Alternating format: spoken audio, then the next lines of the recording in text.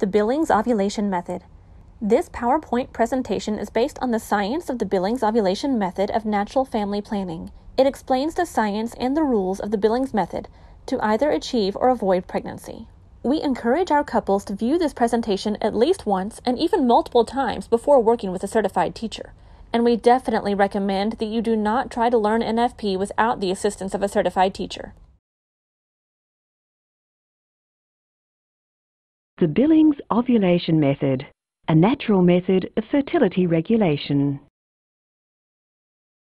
A natural way to achieve pregnancy, postpone or avoid pregnancy, and to monitor reproductive health. This method is easy to learn, it's simple to use, involves no drugs or devices, and therefore there are no side effects. It's a reliable method, and it's morally acceptable to all cultures. When we talk about fertility, we're talking about fertility of the male and of the female. Male fertility begins at puberty with the start of sperm production and continues throughout life. Female fertility also begins at puberty but is cyclic, with the woman being potentially fertile for a few days to about a week each cycle, and her fertility declines to finish at menopause. Male fertility plus female fertility equals couple fertility, the ability to have a baby. It is because the woman's fertility is variable that she needs to be able to understand and identify confidently the different phases of her cycle. Firstly, she needs to understand the function of her reproductive organs. Women are born with 2 ovaries, which contain millions of immature ova or eggs. During each cycle from menarche to menopause, 1 or more eggs will mature and develop and be released at ovulation. The ovaries produce the hormones estrogen and progesterone, which control other aspects of the woman's fertility. The fallopian tubes lead from the ovaries to the uterus. It is through these tubes that the sperm have to travel to reach and fertilize the ovum or egg if conception is to occur. Then the fertilized ovum, the embryo, must travel back along the tube to the uterus, where it will implant and the baby will grow.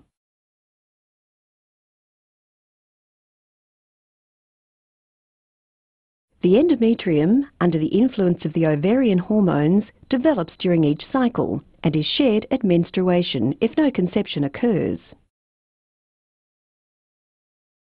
The cervix is the neck of the uterus. It has a vital role to play in fertility, for it is there that the mucus is produced, which can keep sperm alive in a woman's body until they can reach and fertilize the egg. This is also controlled by the ovarian hormones. The vulva is at the exterior of the woman's body, outside the vaginal opening. It is highly sensitive, and the woman using the Billings method learns to tune into the sensations felt at the vulva as she goes about her daily activities. She feels the presence of mucus, which has flowed down from the cervix, and this alerts her that she is in her fertile phase. The vagina leads from the vulva to the cervix and uterus. It is where sperm cells are deposited at ejaculation and the passage whereby a baby enters the world in a natural birth. The pockets of Shaw are situated low in the vagina. Controlled by progesterone, which rises just prior to ovulation, they extract moisture out of any mucus passing through the vagina, thus alerting the woman to the rise in her progesterone that accompanies ovulation and hence her peak fertility. To use the Billings ovulation method, a woman must keep a daily record. She records at the end of each day the observations she has made throughout the day. These observations are of her sensations experienced at the vulva and any discharge she may have seen as she goes about her normal activities. She does not need to touch the vulva or the mucus or make any internal examination to make these observations, as this will lead to confusion. The observations are recorded on the chart at the end of each day and reflect the most fertile characteristic experienced that day. She uses her own words to describe what she feels and any discharge seen. There are two systems of charting that can be applied: coloured stamps or a system of symbols. These are added to the chart to give a visual representation of the pattern observed. The cycle begins with menstruation as the endometrium is shed. The woman is familiar with the feeling of wetness caused by blood as it arrives at the vulva. It is the awareness of this vulval sensation that is the basis of the Billings ovulation method. She records the sensation of wetness on her chart and applies a red stamp or the symbol of a large dot. As menstruation diminishes, she may recognize a change in the sensation to stickiness or dryness. In most cycles following menstruation, a dense plug will form in the cervix.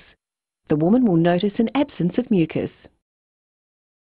This plug is impenetrable to sperm and also protects the reproductive system against infection.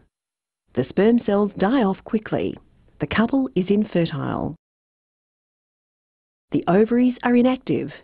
There is no mucus flowing from the cervix, so the vulva feels dry. This phase of the cycle is called the basic infertile pattern, which is an unchanging pattern. If the woman feels dry and sees no discharge, it is recorded with a green stamp or the symbol of a vertical stroke. Another woman may experience an unchanging pattern of discharge which stays the same day after day and cycle after cycle. This is her basic infertile pattern. In cycles of average length, it is caused by small fragments breaking off the lower part of the plug, resulting in this slight discharge.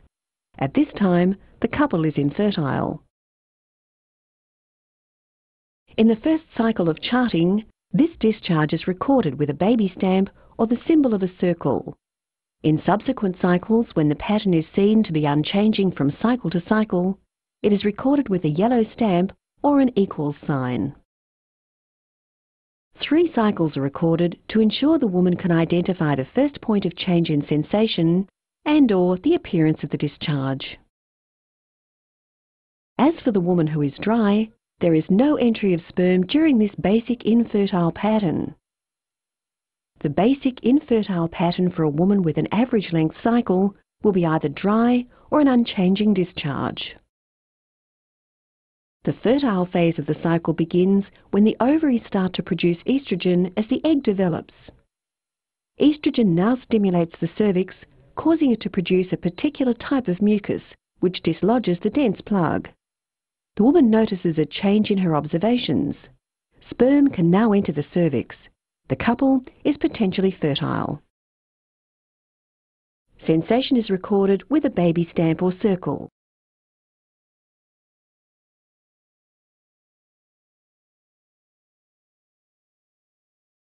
The woman with a basic infertile pattern of unchanging discharge will also notice a change at the vulva when fertility begins.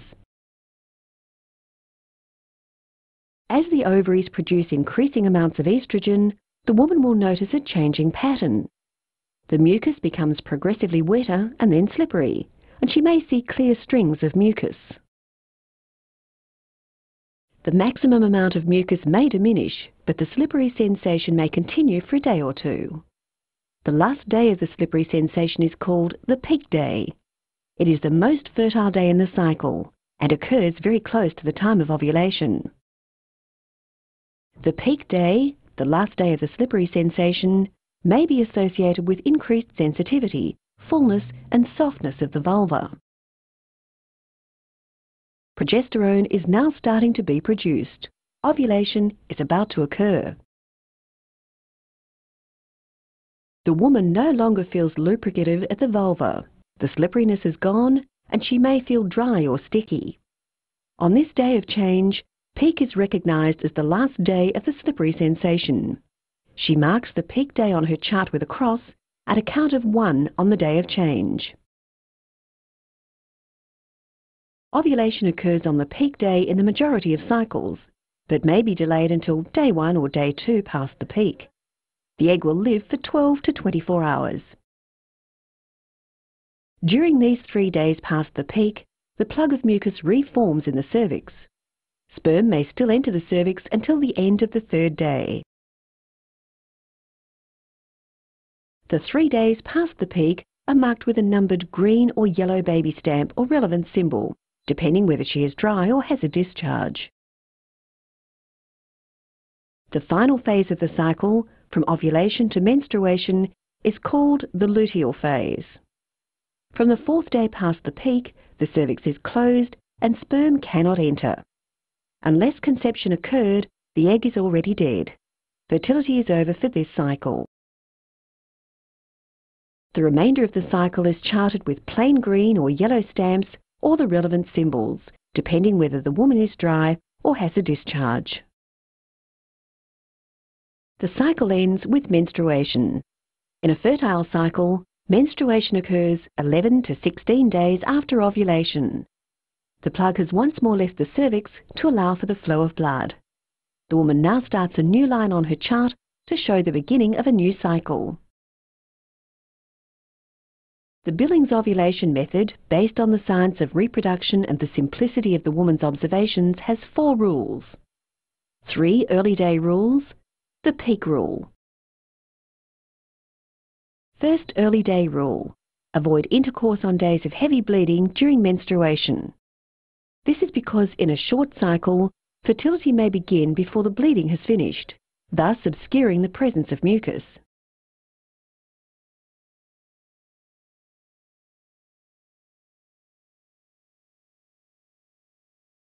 Second early day rule: alternate evenings are available for intercourse because these days have been recognised as the basic infertile pattern. The couple should wait until evening so that the woman is up and active long enough for the mucus to flow down to where she can feel it at the vulva. If the couple has intercourse in the evening, the woman will feel damp and see seminal fluid the next day. She should not assume that there is no mucus present. The couple waits for a day so that the basic infertile pattern can be confirmed before intercourse is again available in the evening.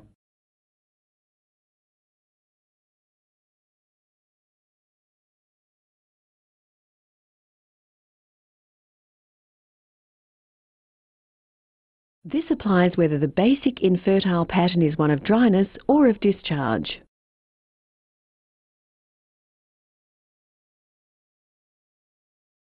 Third early day rule: avoid intercourse on days of discharge or bleeding, which interrupts the basic infertile pattern. Allow 3 days of basic infertile pattern afterwards, before intercourse is resumed on the 4th evening using the second early day rule.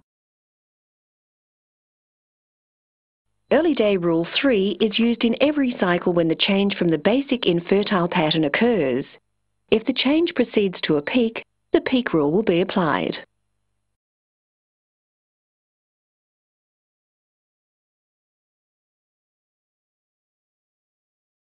If the peak was not recognised, the change reflects an interruption to the basic infertile pattern caused by raised estrogens.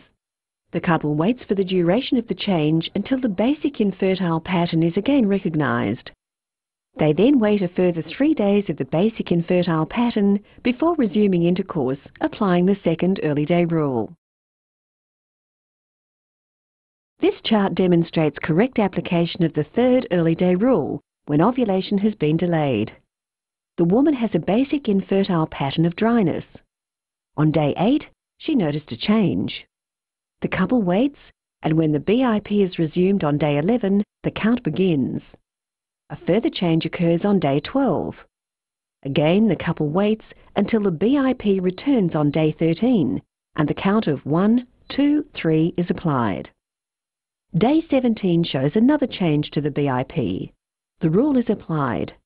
When bleeding interrupts the BIP on day 28, the woman knows this is not menstruation because she has not recognised a peak.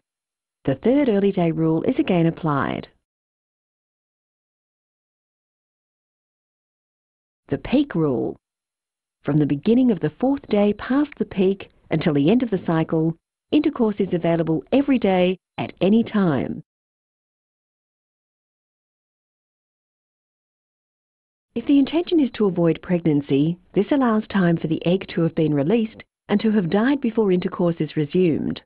Ovulation will not occur again until the next cycle. The Billings ovulation method is an observation of patterns. Potential fertility is recognized by a changing, developing pattern of variable length. Infertility is recognized by the unchanging nature of the pattern.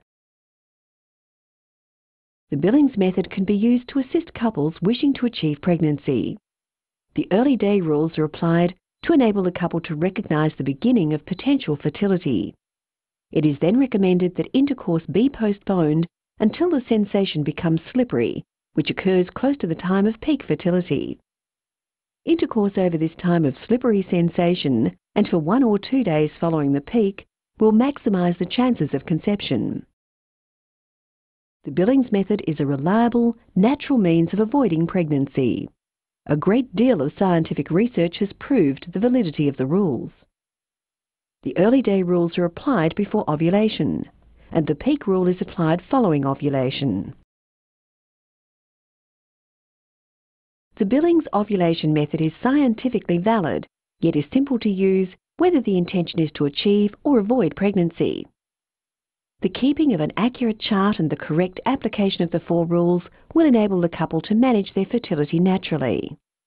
It can be effectively used throughout all stages of reproductive life, including following childbirth or miscarriage, while breastfeeding, approaching menopause, or when coming off contraceptive medication, whether cycles are long or short, regular or irregular.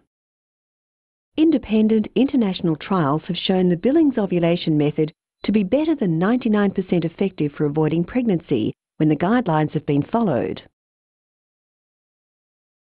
Couples using the Billings ovulation method to plan their family naturally can attest to its many benefits. It is the most thoroughly scientifically researched method of family planning available today. It empowers couples with a knowledge of their joint fertility.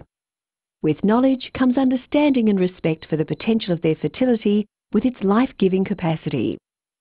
Both partners are involved in joint decision-making about their fertility, giving them the freedom to choose in each cycle whether they use the method to achieve or avoid pregnancy. As it is completely natural, there are no unhealthy side effects when using the Billings method. But more than this, the charting reflects the woman's reproductive health, alerting her to any abnormality often before other symptoms are revealed. Thus she will seek medical assistance at an early stage, when treatment is most likely to be effective. Because the method demands that the couple work together to achieve their goals, it enhances the relationship by increasing communication, mutual respect and love. The gentle discipline of abstinence ensures they don't take each other for granted and keeps their relationship fresh and new. In order to ensure success when using this method, the woman must make daily observations and chart accurately at the end of each day. It is best if both partners are motivated and there is loving cooperation in achieving their joint goals for their family. The use of the Billings method to avoid pregnancy requires times of waiting without intercourse over the fertile time. The Billings method is incompatible with the practice of withdrawal or the use of barrier methods of contraception, such as condoms. Such practices obscure the behavior of the mucus and make consistently accurate observations impossible. Doctors John and Evelyn Billings of Melbourne, Australia, have developed the Billings ovulation method over more than 50 years in collaboration with other marriage counsellors, medical scientists and the couples themselves. Where possible, the couple will derive benefit from consulting a trained teacher of the Billings method, who can assist them to interpret the woman's individual pattern of fertility and infertility. Start charting today. Teaching centres are located in many countries throughout the world, details of which can be found on the website at www.woomb.org, which also contains a great deal more information about the Billings method, including a list of all the authentic literature. Specialised programs for health professionals and educators are available. If you would like to become a Billings ovulation method teacher, please make contact with us for details. You can also contact us by email, fax or telephone.